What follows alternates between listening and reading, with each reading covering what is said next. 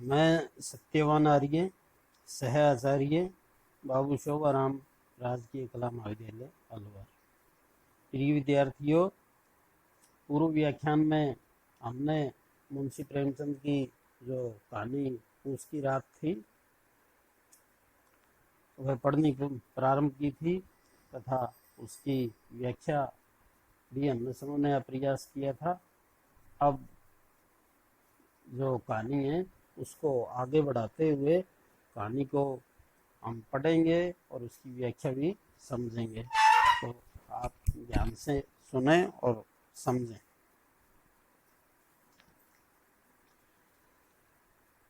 मैं कहानी पढ़ रहा हूँ, आप व्याख्या सुने और समझें। अलकू उठा और गड्ढे में से जरा सी आग निकालकर चिलम भरी। जबरा भी उठ बैठा। अलकू गरीब किसान है जो कहानी का नायक है और जबरा उसके कुत्ते का नाम। अलकू ने चिलम पीते हुए कहा, पिएगा चिलम? जाड़ा तो क्या जाता है, हाँ जरा मन बहल जाता है।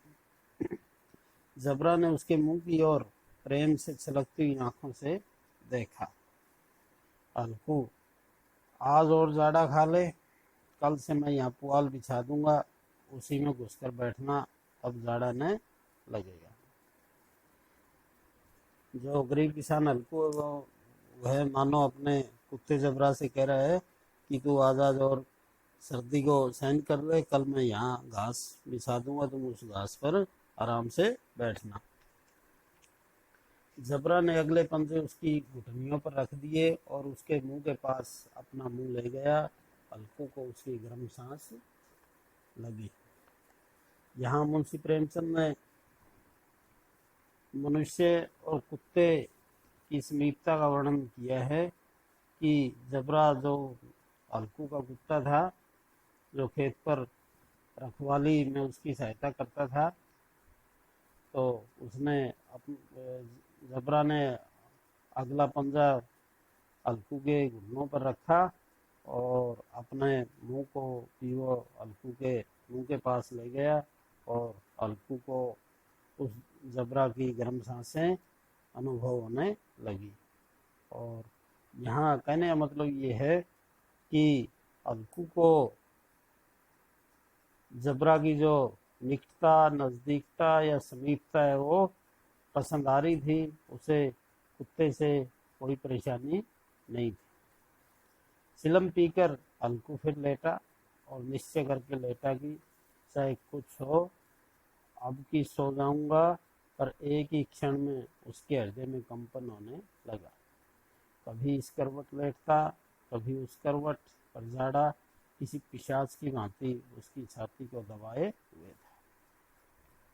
इस कहानी में बतलाया गया है कि जो पौष मास की रात है उसमें बहुत ही तेज सर्दी पड़ती है और जो सर्दी या जिसको जाड़ा कहा गया है वह अलकू को लग रहा था और अलकू उस सर्दी से परेशान हो रहा था और वह सो नहीं पा रहा था।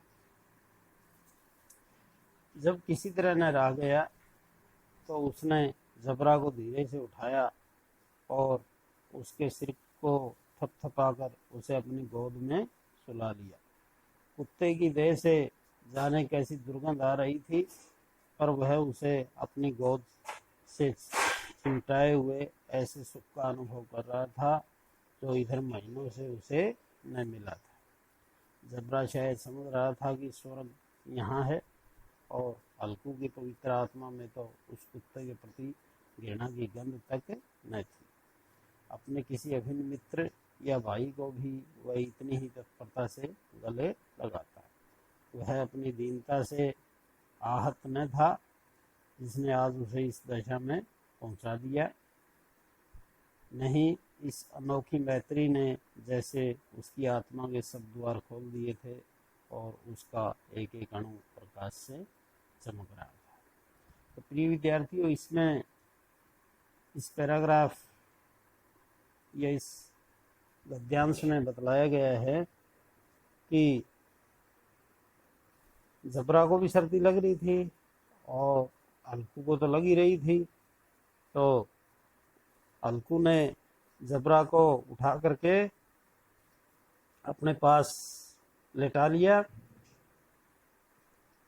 और बल्कि अपनी गोद में ही सुला लिया।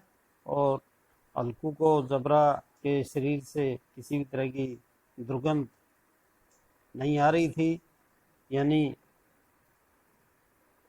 जो अलकू है वो उसकी निकटता या सामीप्य सुख का अनुभव महसूस कर रहा था और बहुत ही उसे आत्मीयता का अनुभव हो रहा था। और जो जबरा, जो कि एक जानवर था, उसे भी अलकू की गोद में बहुत ही आनंद की अनुभूति हो रही थी। इस तरह से कहते हैं कि अभाव में ही भाव का जन्म होता है, यानी कमी में ही प्रेम उत्पन्न होता है। तो दोनों के बीच में एक अनोखा स्नेह यहाँ मुंशी प्रेमचंद ने इस गद्यांश में हमें बताया है कि दोनों एक दूसरे के नज़दीक रह करके समीपता का या सामीप्य सुख प्राप्त कर रहे थे और दोनों एक ही परेशानी यानी सर्दी या जाड़ा से पीड़ित थे और इस तरह से दोनों इस परेशानी के कारण नज़दीक आ गए थे। सहसा जबरा ने किसी जानवर की आहट पाई। इस विशेष आत्मीयता ने उसमें एक नई स्फूर्ति पैदा कर दी थी, जो हवा के ठंडे झोंकों को तुच्छ समझती थी। वह झपट कर उठा और छपरी के बाहर आकर भूखने लगा। अलकू ने उसे कई बार चुमकार कर बुलाया पर वह उसके पास न आया। हार में चारों तरफ दौड़ दौड़ कर भूखता रहा। एक क्षण के लिए आ भी जाता तो तुरंत ही फिर दौड़ता। कर्तव्य उसके हृदय में अरमान की भांति उछल रहा था। यहाँ मुंशी प्रेमचंद जी ने बतलाया है कि जो जबरा था वह अपना कर्तव्य यानी दूसरे पशुओं को खेत से निकालने का जो कार्य था वह बहुत ही लगन पूर्वक कर रहा था और इसमें वह जाड़े या सर्दी को भी तुच्छ समझता था और अपने कर्तव्य को निभाने में वह किसी भी तरह की कोई कमी नहीं छोड़ता था। खुले पूस या पौष मास की रात्रि के समय भी खुले वातावरण में वह दौड़ दौड़ करके खेत की रखवाली कर रहा था, यानी अपना कर्तव्य वह बहुत ही सावधानी पूर्वक और बड़ी ही उमंग से कर रहा था। 1 घंटा और गुजर गया। रात ने शीत को हवा से गदगदाना शुरू किया। अलकू उठ बैठा और दोनों घुटनों को छाती से मिलाकर सिर को उसने छिपा लिया। फिर भी ठंड कम न हुई।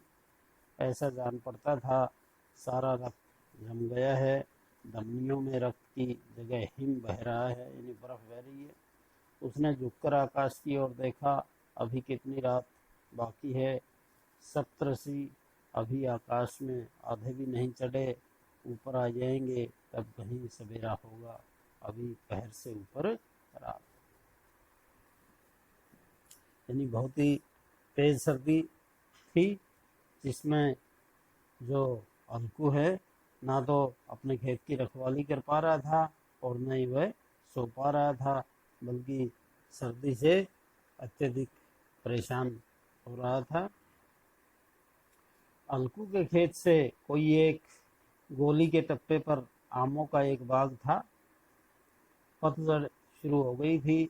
बाग में पत्तियों का ढेर लगा हुआ था। अलकू ने सोचा चलकर पत्तियां बटोरूं और उन्हें जलाकर खूब तापूं। रात को कोई मुझे पत्तियां बटोरते देखे तो समझे कोई भूत है। कौन जाने कोई जानवर ही छिपा बैठा हो, मगर अब तो बैठे नहीं रहा जाता। तो जब हल्कू सर्दी से परेशान हो जाता है तो आमों के एक बाग में सूखे पत्तों के ढेर को इकट्ठा करके और उन्हें जला करके अपनी सर्दी दूर करना चाहता है। उसने पास के अरहर के खेत में जाकर कई पौधे उखाड़ लिए और उनका एक झाड़ू बनाकर हाथ में सुलगता हुआ उपला लिए बगीचे की तरफ चला। जबरा ने उसे आते देखा तो पास आया और दुम मिलाने लगा। अलकू ने कहा, अब तो नहीं रहा जाता जबरू, चलो बगीचे में पत्तियां बटोर कर तापें टांटे हो जाएंगे तो फिर आकर सोएंगे, अभी तो रात बहुत। अलकू ने मानो जबरा यानी अपने कुत्ते से कहा कि बहुत तेज सर्दी है तो बगीचे में मैं पत्तियों को बटोर के लाया हूँ, उनको जला करके शरीर को तापेंगे तो गर्म हो जाएंगे और इस तरह से हो सकता है हमें नींद भी आ जाए, अभी बहुत रात बाकी है।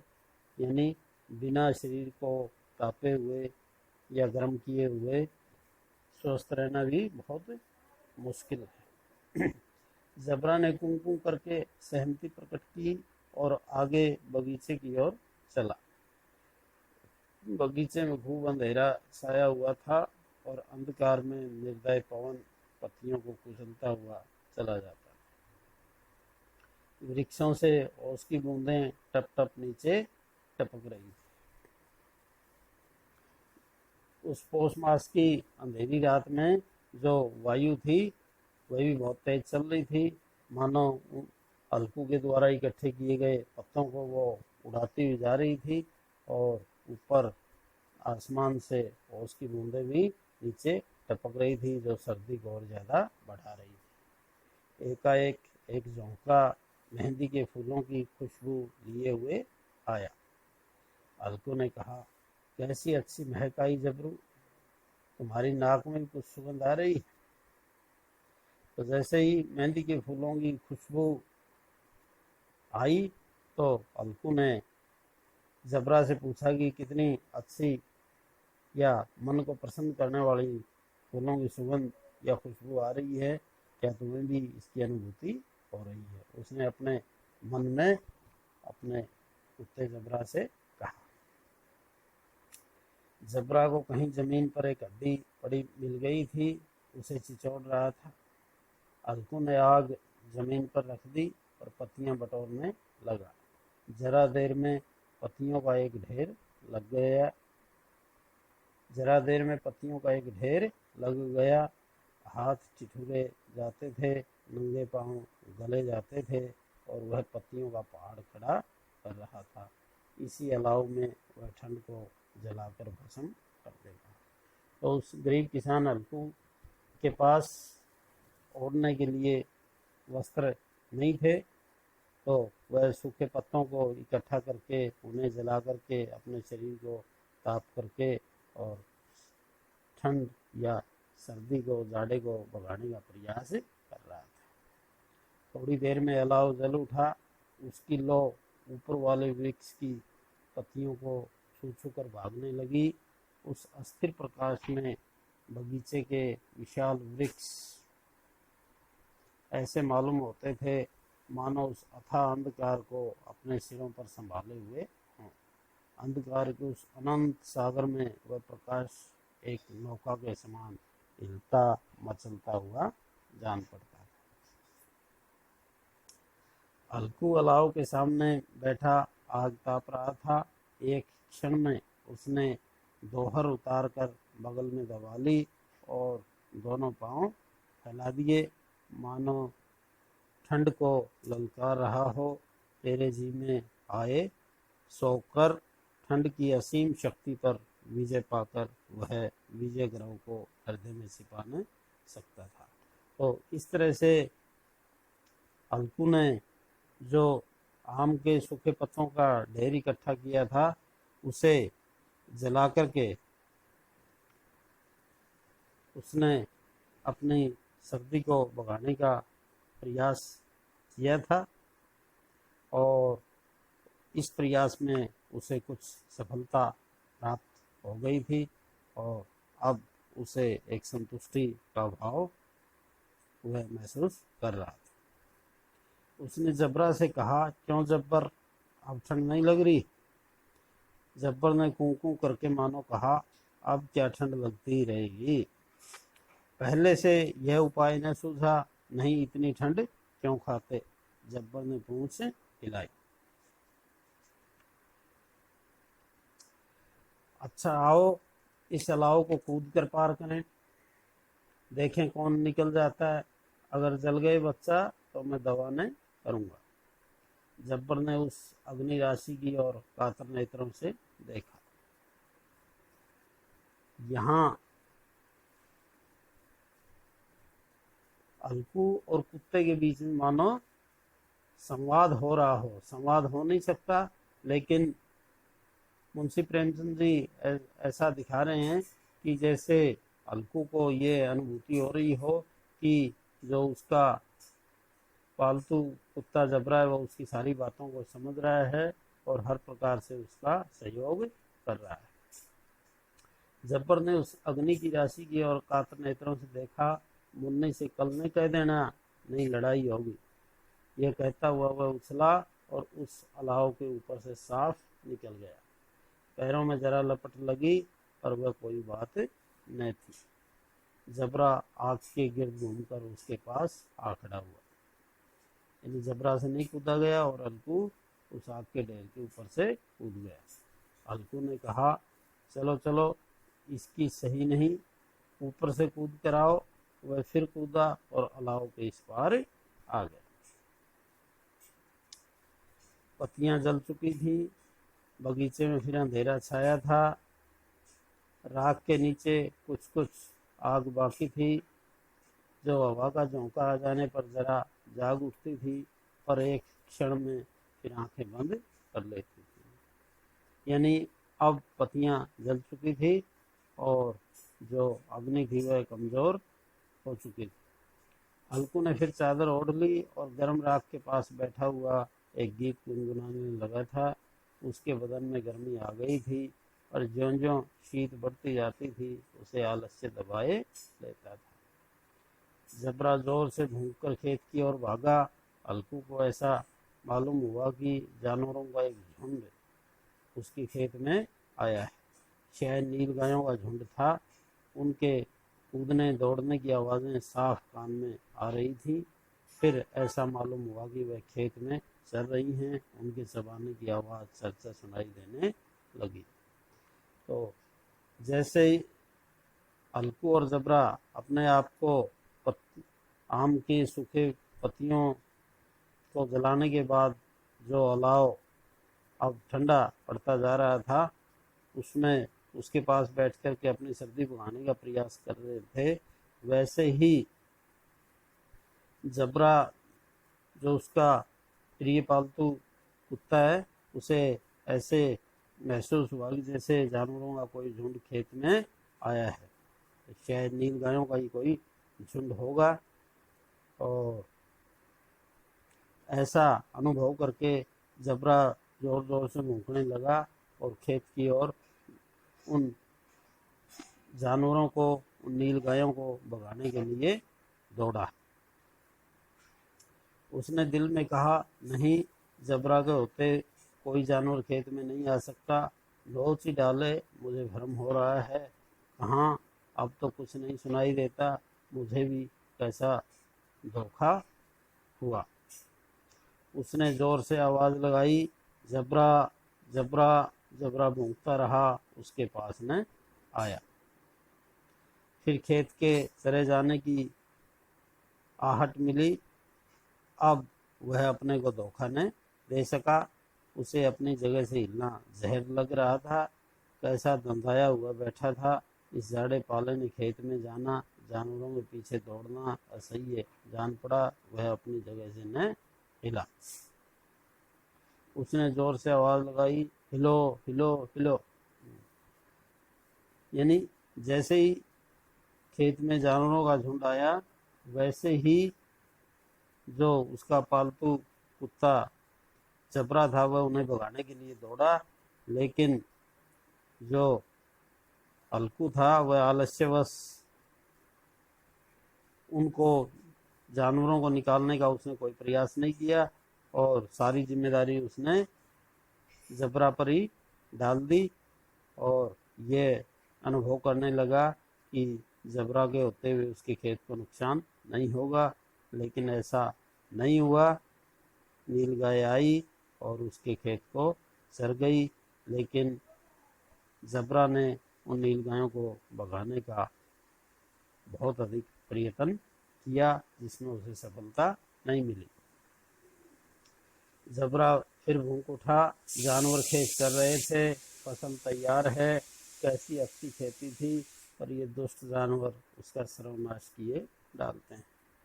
अलकू पक्का इरादा करके उठा और 2-3 कदम चला, पर एकाएक हवा का ऐसा ठंडा चुभने वाला बिच्छू के डंक का सा झोंका लगा कि वह फिर बुझते हुए अलाव के पास आ बैठा और राख को गुरेद कर अपनी ठंडी देह को गरमाने लगा।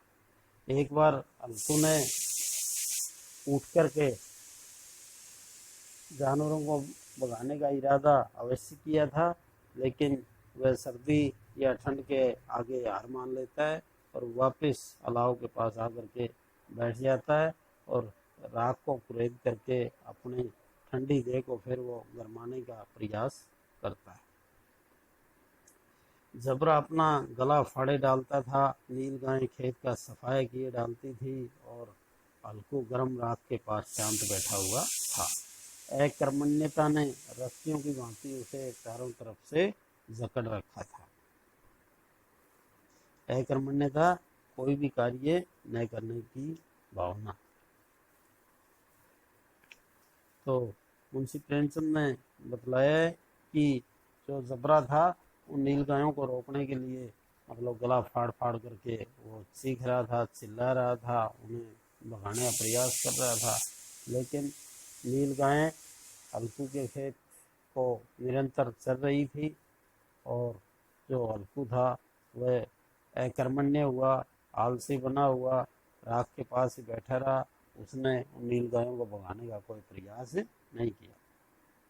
उसी राख के पास गर्म जमीन पर वह चादर ओढ़कर सो गया और भगाने का प्रयास ही नहीं किया, बल्कि उस गर्म राख के पास वह जमीन पर चादर ओढ़ करके सो भी गया।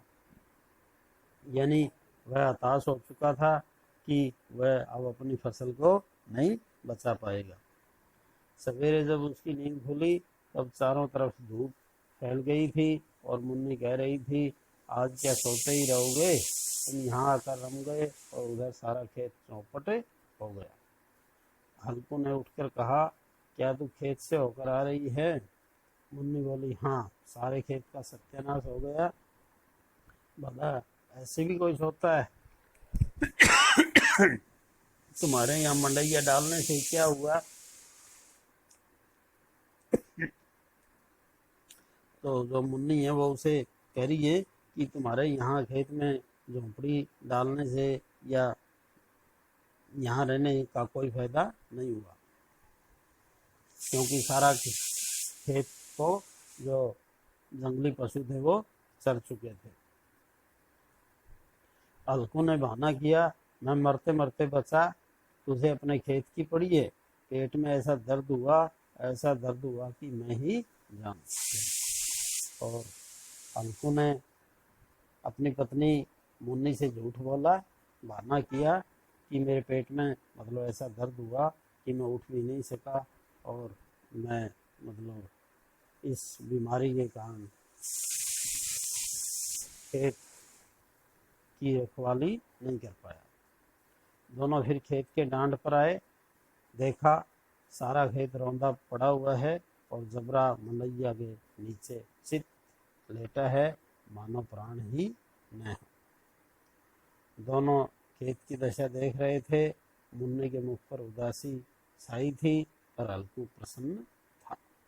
मुन्ने ने चिंतित होकर कहा, अब मजूरी करके माल गुजारी भरनी पड़ेगी। अलकू ने प्रसन्न होकर कहा, रात की ठंड में यहाँ सोना तो नहीं पड़ेगा। सुबह के समय जब अलकू की पत्नी मुन्नी खेत पर आती है और पूरे खेत का वह सत्यानाश हुआ देखती है।